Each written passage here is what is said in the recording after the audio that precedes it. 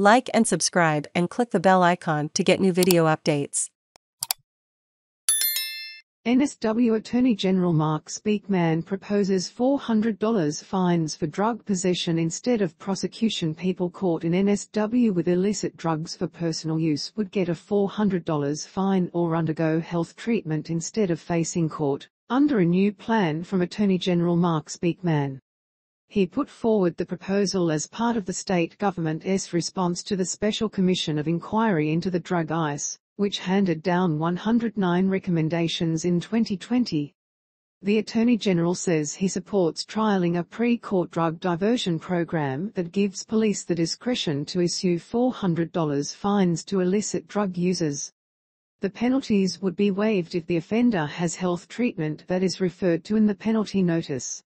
Such a scheme would not be soft on drug use, Mr. Speakman said.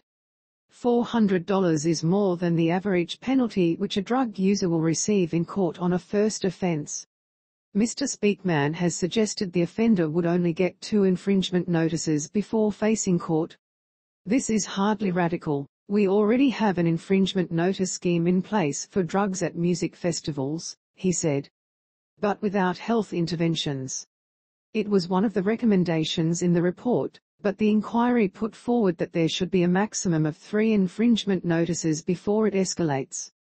Mr. Speakman said, severe penalties for supply and trafficking would remain in place. The plan is yet to be decided on by Cabinet. I welcome Cabinet debate of this and other ways to tackle the scourge of illicit drugs in our communities, the Attorney General said. The government's response to the ICE inquiry has been contentious in Cabinet in the past, where disagreements caused the process to stall in December 2020. Earlier this year, Mr. Speakman said he was disappointed that the government had been slow to implement drug reform after the inquiry. The government has already ruled out decriminalising drugs for personal use or increasing medically supervised injecting rooms.